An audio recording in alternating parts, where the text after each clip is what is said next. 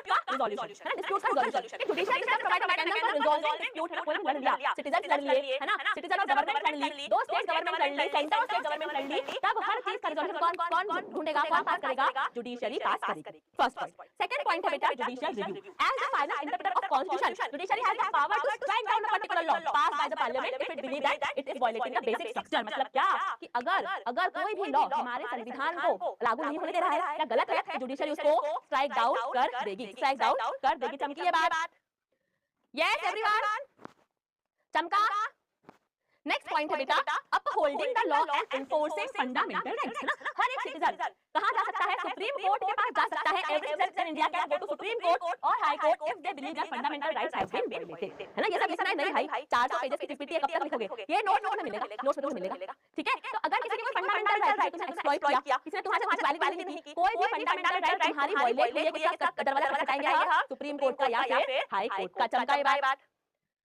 ठीक है, yes everyone, समझ में आ रहा है? हिस्ट्री पढ़ा दो, सब पढ़ाएंगे, हिस्ट्री सिविक्स ज्योग्राफी सब पढ़ाएंगे, टेंशन नहीं लेनी, ठीक है। तो क्या हो गया, holding the fundamental right, judicial review and dispute resolution. ठीक, चलो चमक रहा है, थोड़ा सा फास्ट चलेंगे बिल्कुल। नाउ अब क्या होता है भाई हमारे इंडिया में चलता है सेपरेशन ऑफ पावर, मतलब कि जुडिशरी अलग, सोचो मान लो जुडिशरी जो है वो गवर्नमेंट में है, जुडिशरी को अपॉइंट कर रही है, कि कोई जज का अपॉइंटमेंट, कोई जज का रिमूवल गवर्नमेंट के हाथ में है। यार ये जज तो कभी भी इस सरकार के खिलाफ कोई भी केस नहीं सुना पाएगा। समझ रहे हो कि नहीं? हेलो समझ रहे हो एवरीवन, समझ रहे हो क्या कि भाई हमारे यहाँ पर सेपरेशन ऑफ पावर चलता है, मतलब गवर्नमेंट अलग, जुडिशरी अलग, है ना। जुडिशरी जो है उसके अपॉइंटमेंट में, रिमूवल में गवर्नमेंट का कोई भी हाथ रहने वाला नहीं है। क्यों? मान लो चले गवर्नमेंट अभी किसी सरकार है, मान के चलते बीजेपी की सरकार है, मान लो मोदी जी ने हमारे जजेस को अपॉइंट किया होता, नौकरी दी होती, तो क्या कभी भी ये जो जजेस है ये मोदी जी के खिलाफ या सरकार के खिलाफ कोई भी फैसला सुना पाते? यस और नो? सुना पाते? बताओ सुना पाते क्या? नहीं सुना पाते। समझ में आ रहा है ना? नहीं सुना पाते, नो।